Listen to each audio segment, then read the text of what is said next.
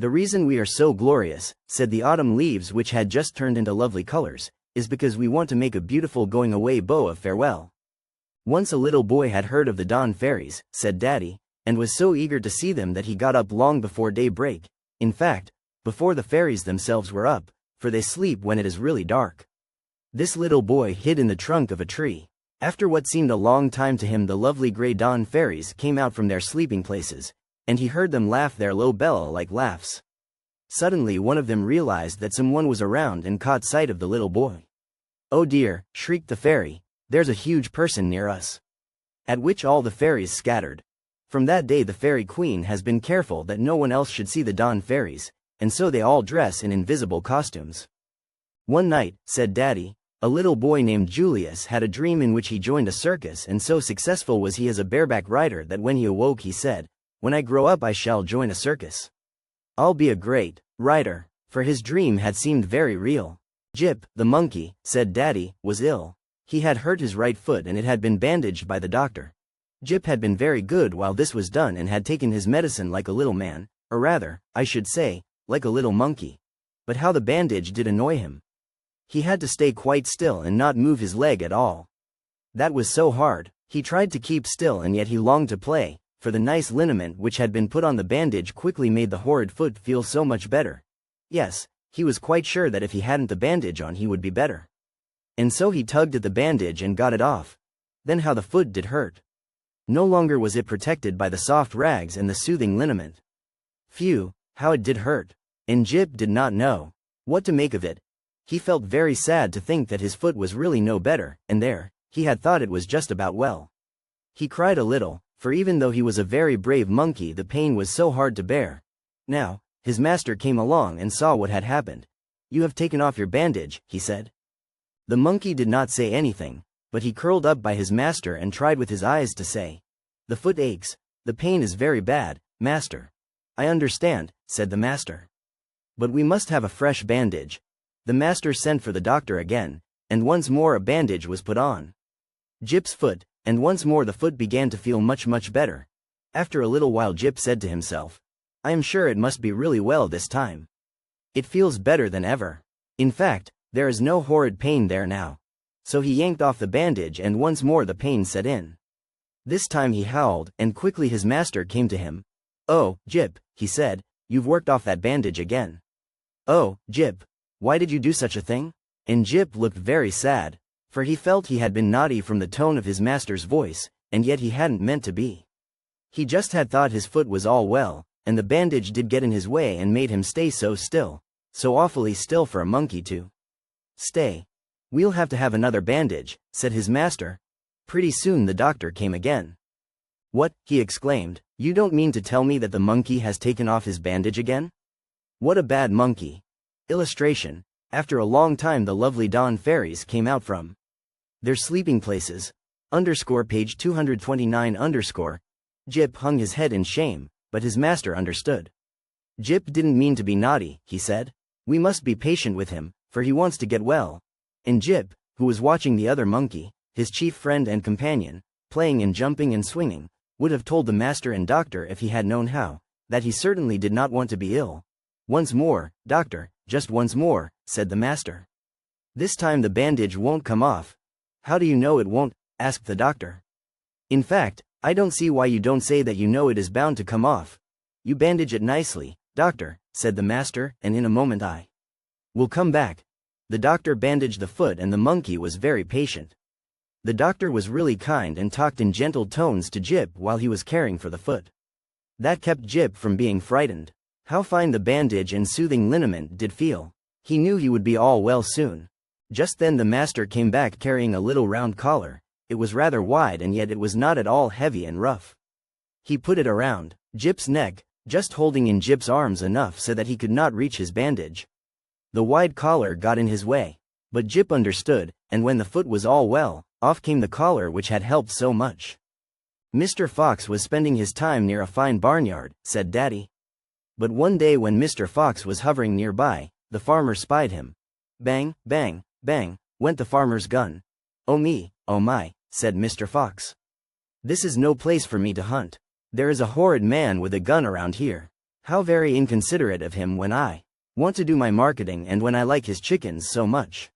He should be flattered to think I like his barnyard. But the farmer wasn't flattered in the least, and off went the gun again. Mr. Fox ran for all he was worth and got safely back to the woods.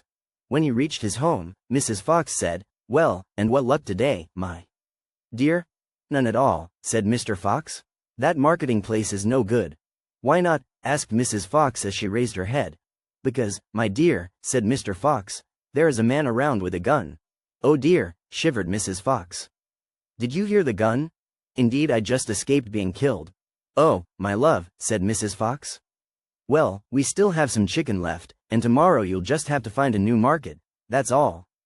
Gypsy was a cat, said Daddy, who had been so named because she had been picked up one night when she was all alone, and when she certainly looked as if she had had no home for weeks and months.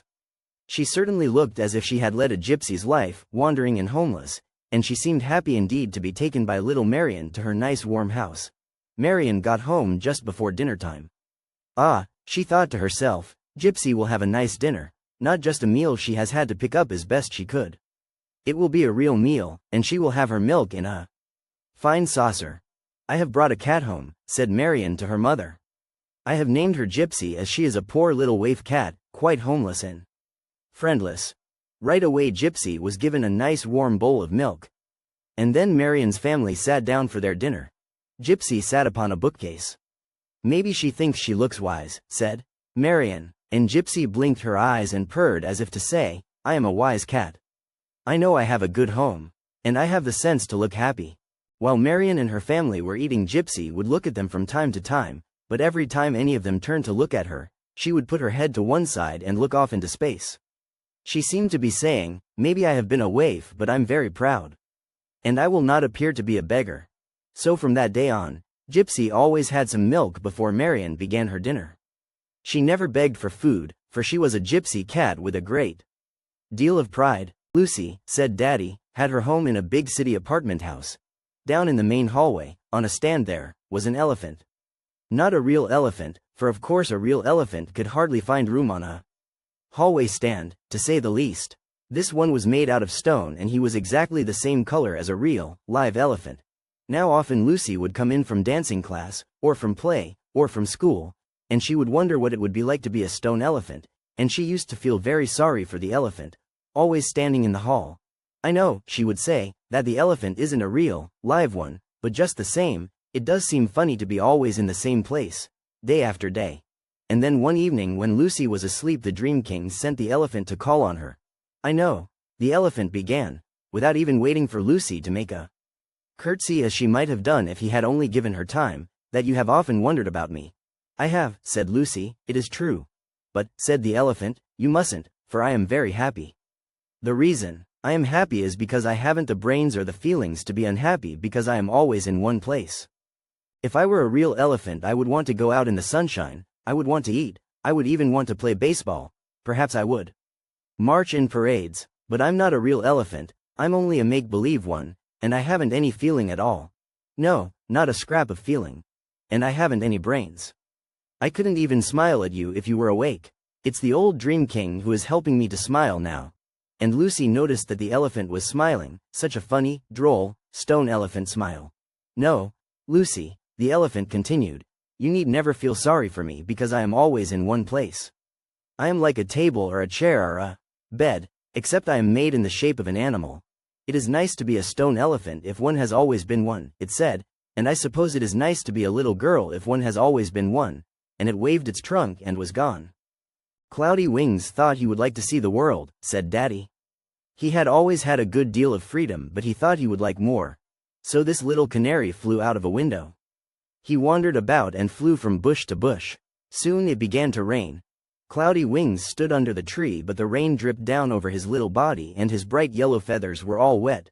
Oh, how cold it is," thought Cloudy Wings to himself. "I can't shake off this water as I do my bath water, because it all comes on me again. And my little master always puts me in the sun to dry after my bath. If there is no sun I am put near a stove or where I can slowly get good and dry. This is awful," and he gave miserable little sounds. Of course in the meantime, McLean, his master, was almost frightened out of his poor wits. What could have happened to Cloudy Wings? He saw that a window had been left open, and he knew the bird must have gone out. He kept the window open hoping Cloudy Wings would come back, and he sat by the open window, shivering in the dampness, saying to himself, and trying hard to keep back the tears. "Oh Cloudy Wings, come back. I want you so. Please come back, Cloudy Wings." Poor Cloudy Wings, wet and miserable, saw a round glass house, and beat his wings against the panes of glass. An old man was inside looking after his flowers, for the glass house was a conservatory of flowers and plants. When he saw the poor little wet bird, he opened the door and took him in. Cloudy Wings sat in his warm hands while the old man smoothed and dried the little wet feathers. "You belong to the little boy down the road," he said to himself. "I've seen you in the window. I always could tell you by your gray wings." So back in the old man's pocket Cloudy Wings went to his master, and never again did he leave his home. A boy named Gerald, said Daddy, was finding it very hard to do his lessons. School had commenced and yet the days were so lovely it was hard to study. He could not draw a map and he was supposed to have one drawn for the next day. He found it so hard to remember just how the places looked on the map and he was supposed to do it from memory. He gave up trying the map after a few moments. Then he sat and chewed the end of his pencil. Perhaps in a moment or two he would think of all the places he was supposed to mark. He decided he would do his arithmetic, but he could not manage the sums. They were all so extremely hard, much worse than they had been in the spring, though in reality they were a little easier.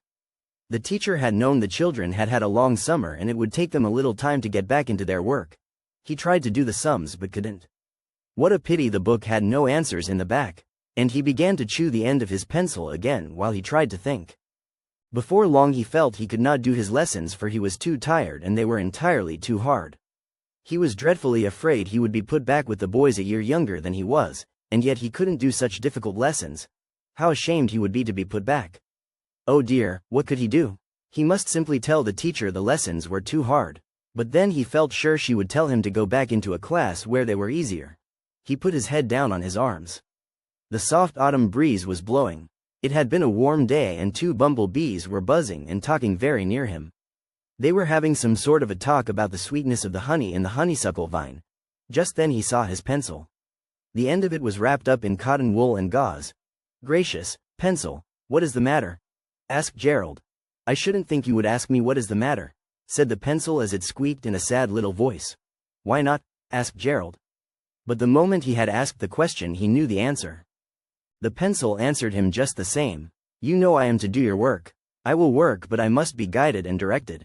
I cannot think. A pencil is not supposed to think. A boy is supposed to do that. I merely write down what you think is correct, and goodness only knows I often feel very badly when I have to write down all sorts of wrong answers. And when I won't think for you," continued the pencil, "this is the way you abuse me. Think, don't bite me to pieces. And I'll tell you another thing. You may bite me in two, but never, never will I do your thinking for you. I am not supposed to and I won't." The pencil was certainly very emphatic, Gerald thought, and he decided he would not argue with it. "I was a lovely red pencil with black lead," the pencil continued, in an injured tone, "and now I am all bitten to pieces. One of my ends is almost useless, and I will break when the lead is used very much further. Oh, dear, and I was such a nice pencil." It sighed and seemed very mournful. Just at that moment the cotton wool came off the pencil and Gerald saw that he had been sleeping. The pencil had been badly bitten, but Gerald, now wide awake, put his mind to his studying, and found the lessons were not so hard after all. "We are far more useful than you are," said the seeds of the lettuce which were just peeping above the ground in a box, showing their little green heads. They were in a schoolroom.